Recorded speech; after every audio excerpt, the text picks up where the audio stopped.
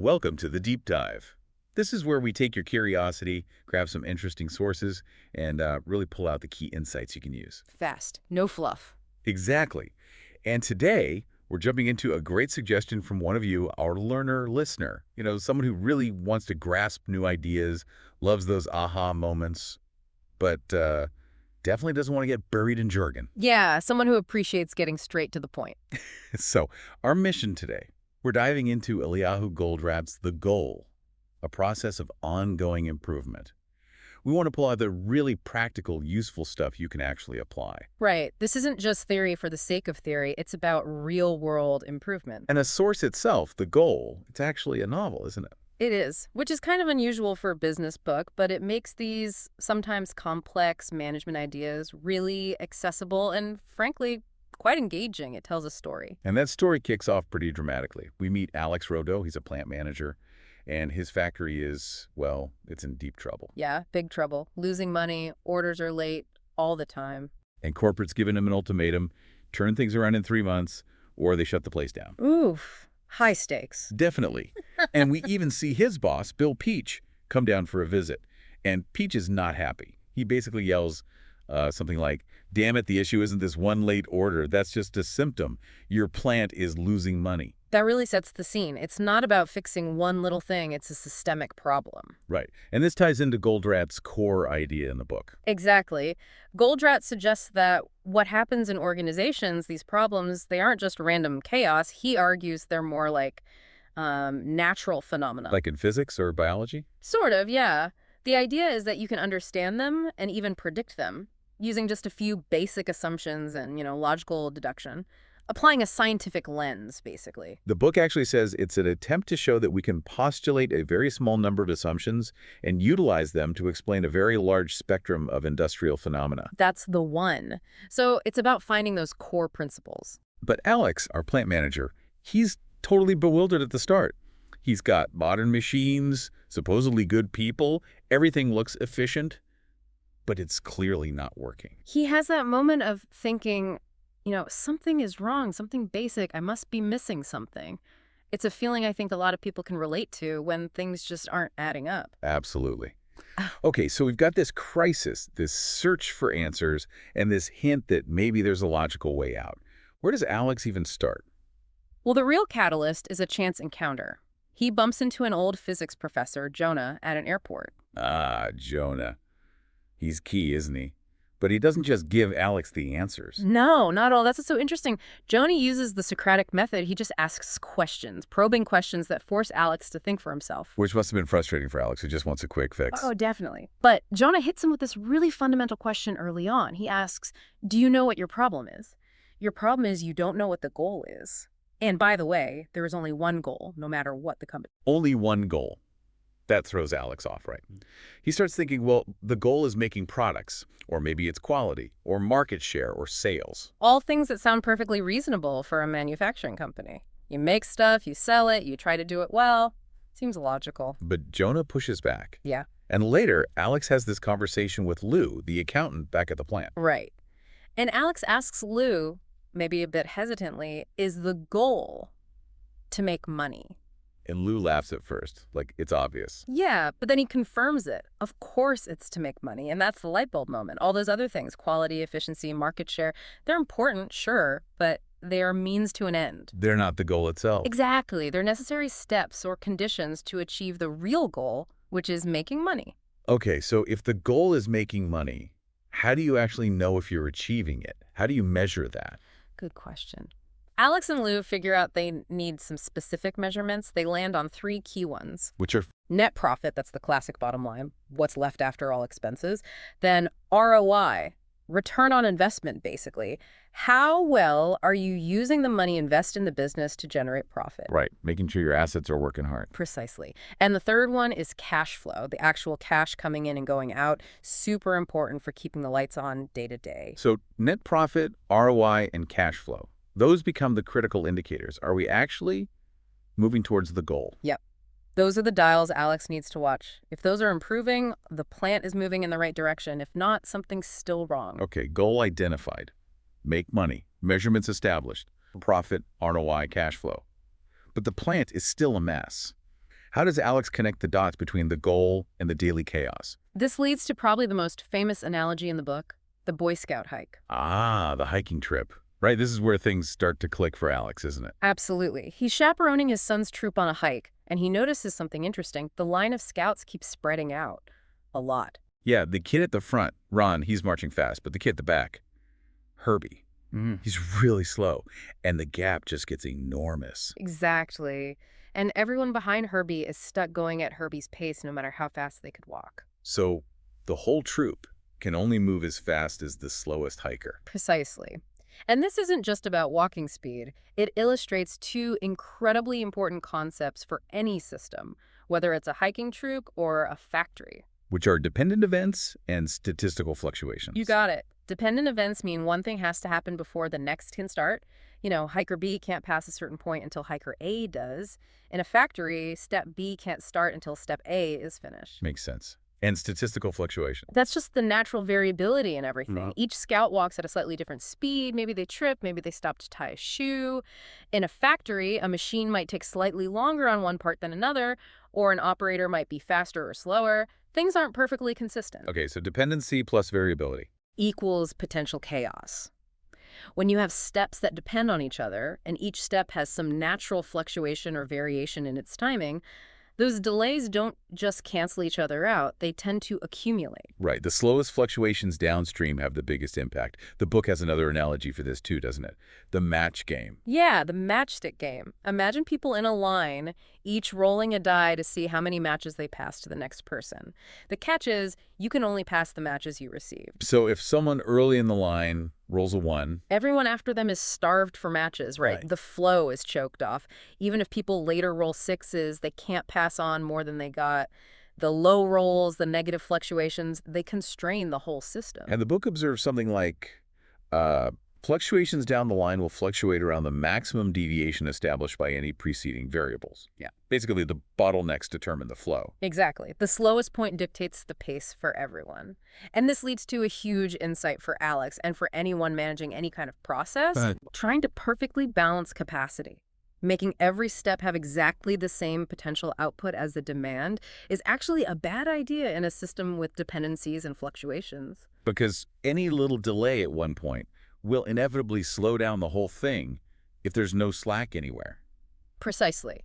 It guarantees that the fluctuations will cause backups and delays. You actually need imbalances. Specifically, you need the constraints to be working flat out and non-constraints to have some protective capacity. So this brings Alex back to the plant with a new mission. Find the Irby. Find the bottleneck. Find the constraint, the one resource or step that's limiting the entire plant's ability to make money. How do you spot a bottleneck in a factory? Usually you'll see a massive pile of work-in-process inventory stacked up right in front of it.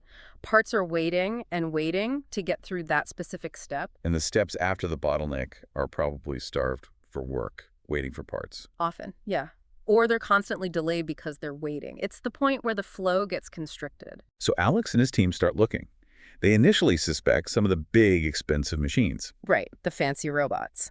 But it turns out the real bottleneck, or at least one major one, is much less glamorous. The heat treat department. Yep. Bob Donovan calls it Herbie number 2. He describes it as dirty, hot, ugly, dull, and indispensable. So this essential but slow process is holding everything up. They also identify a specific machine later, the NCX-10, as another constraint. Right. So step 1 is achieved. Yeah. They've identified the constraint. Okay, so finding the bottleneck is step 1. What comes next? This leads to the 5 focusing steps, right? Exactly. This is the core methodology Goldratt proposes for managing constraints and achieving ongoing improvement once you've ID'd the constraint. Step 2, decide how to exploit the constraint. What does exploit mean here? It means getting the absolute most out of that bottleneck resource, making sure it's always working on the right things, never sitting idle during its planned working time, and not wasting its time on stuff that doesn't contribute to throughput. So for the heat treat and the NCX-10, this meant things like figuring out the priority of orders going through them. Yes, prioritizing effectively, making sure they only work on parts that will actually contribute to shipping finished goods soon. Also protecting them from disruptions, preventing them from being stopped unnecessarily. I remember there was conflict about that, like when Bill Peach wanted that specific order 41427 pushed through, potentially messing up the bottleneck schedule. Exactly. Exploiting means ensuring that bottleneck time is treated as incredibly precious and isn't wasted. Okay, exploit the bottleneck. Got it. Step 3. Subordinate everything else to that decision. This is crucial. It means all the other parts of the system, the non-bottlenecks, must operate in a way that supports the bottleneck. So non-bottlenecks shouldn't just work as fast as they can, churning out parts. No, that just creates more inventory piling up in front of the bottleneck. Subordination means, for instance, controlling the release of raw materials into the system. Like Jonah advises later, don't start work on something until just before the bottleneck is ready for it. Precisely. You pace the entire system to the rhythm of the constraint. Everyone else adjusts their work to ensure the bottleneck is never starved for work it should be doing and never buried under work it doesn't need yet. Makes sense. Keep the bottleneck fed, but not overwhelmed. Heck. Okay, step 4. Elevate the system's constraint. Elevate means finding ways to get more capacity out of the bottleneck. Exploiting was about using what you have efficiently. Elevating is about increasing its potential. So this is why they start looking for solutions like finding that old Smegma machine to help out. Exactly. Or offloading some of the work, like considering outsourcing some heat treating. It could also mean process improvements at the bottleneck itself, finding ways to make it run faster or more reliably. Anything to increase its output. Okay, identify, exploit, subordinate, elevate. That feels like a complete cycle. But there's a 5th step. Yes, and it's vital for ongoing improvement. Step 5. If in a previous step a bottleneck has been broken, go back to step 1. But add a crucial warning. Do not allow inertia to cause a system constraint. Meaning, once you fix one bottleneck, another one will likely appear somewhere else. Almost certainly. As you elevate one constraint, the system's capacity increases, and eventually some other resource or step becomes the new limiting factor. You can't just fix one thing and stop. So improvement is a continuous cycle. You're always looking for the next constraint. Stacy worries about this later, right? Finding the new bottlenecks. Exactly. It's a process of ongoing improvement, always focusing on the current limiting factor. Wow. Okay, those 5 steps seem really powerful, especially within the factory context. But how does this translate for, someone listening who doesn't run a manufacturing plant? That's the beauty of it. These principles, identifying constraints, focusing efforts, subordinating other activities, they apply to almost any process with dependent steps and variability. Project management, software development, writing a report, even personal productivity. So let's make this really practical for our listener. How can you apply these steps? First, identify your personal bottleneck. Right. Ask yourself, what's the one thing that consistently holds you back from achieving your key goals? Is it a specific task you dread or are slow at? Is it waiting for information from someone else? A skill you lack? Maybe it's just finding focused time amidst constant interruptions. Could be. Whatever it is that limits your overall progress, that's your bottleneck. Okay, once you've maybe got an idea what it is, step 2, exploit it. Yeah. How can you make the absolute best use of the time or resources dedicated to that bottleneck? If it's focus time, protect it fiercely. Schedule it. Turn off notifications. Ensure you're working on the most impactful part of that constraint. Don't waste that precious bottleneck time on less important stuff. Exactly. Maximize its effectiveness. Then, subordinate. Adjust everything else. This means saying no to things that pull you away from the bottleneck task or delaying less critical activities. If writing that big report is your bottleneck, maybe you consciously decide to spend less time on routine emails until the report draft is done. Align your other efforts to support the main thing. Okay. And elevate. How can you increase the capacity of your bottleneck? Can you learn a new skill or technique to do it faster or better? Find a tool, a template, an app. Can you delegate parts of it? If collaboration is the bottleneck, can you improve communication processes? So actively find ways to make that constraint less constraining. Yes. Invest in improving its capacity. And finally, remember step 5. Continuously improve. Don't stop. Right. Once you conquer one bottleneck, maybe you get really good at writing those reports. Something else might become the limiter. Maybe now it's getting feedback on the reports. So you start the cycle again, focusing on the new constraint. It's also crucial to remember what Jonah said about optimizing non-bottlenecks, right? Oh, absolutely. Saving setups at a non-bottleneck doesn't make the system one bit more productive. So in personal terms, spending hours perfecting your filing system when the real bottleneck is, say, making sales calls. It might feel productive, but it doesn't actually help you reach your overall goal faster. Precisely. Focus your improvement energy on what's actually holding you back. As Alex and his team implement this thinking, what happens at the plant? The results are pretty amazing. Work in process inventory plummets because they're not releasing materials too early. On-time deliveries shoot up because the flow is smoother and paced by the actual constraints. And the financials, the goal. They start making money again. The plant turns around. It demonstrates that focusing on flow and constraints works. It really requires a fundamental shift in thinking, doesn't it? Away from looking at local efficiencies, is every machine busy? Is every person busy? Towards optimizing the entire system throughput. It's a paradigm shift. And Goldratt himself acknowledged that those are hard. It means challenging long-held assumptions about efficiency and cost accounting. And a big part of that seems to be the willingness to ask why, constantly, like Jonah does, challenging the status quo. Definitely. That Socratic approach forces you to uncover the underlying logic, or lack thereof, in how things are currently done. Interestingly, the book doesn't just stick to the factory floor. It also touches on Alex's personal life, specifically his marriage, which is under strain because of all the work stress. Yeah, he tries, maybe clumsily, to apply this goal thinking to his relationship with his wife, Julie. And she's kind of resistant, isn't she? She says something like, "What's all this about a goal? When you're married, you're just married. There is no goal." Right. It shows that these concepts might not map perfectly onto every aspect of life, especially complex personal relationships. But Right. but it still prompts reflection. Even in relationships, understanding what's truly important, what the shared objectives might be, and what might be hindering progress towards them. That kind of thinking can still be valuable even if the 5 steps don't apply directly. That's a fair point. It encourages clarity about purpose, even if the context is different. Okay, let's wrap this up. Thinking about our listener who wants those actionable insights, what are the absolute key takeaways from the goal? First, be crystal clear on the actual goal. For a business, it's almost always tied to making money via profit, ROI, cash flow. For personal goals, define what success truly looks like. Second, find the constraint. What is the single biggest thing limiting your progress towards that goal right now? Third, focus your energy disproportionately on that constraint. Exploit it, get the most out of it, subordinate everything else to support it. Fourth, don't get distracted optimizing things that aren't the bottleneck. Ah. It's an illusion of productivity if it doesn't help the constraint. And fifth, keep at it.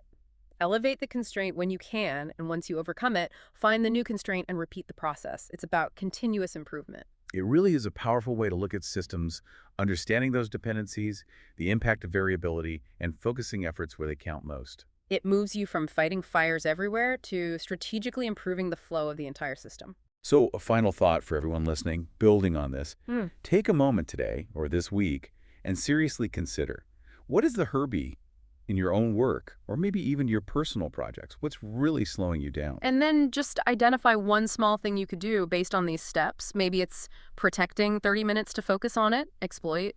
Maybe it's delaying one less critical task, subordinate. Maybe it's watching a tutorial to get better at it, elevate. Just one small step focused on your biggest constraint. The goal gives us a framework not just for business, but for thinking clearly about how to make progress on whatever matters most to you.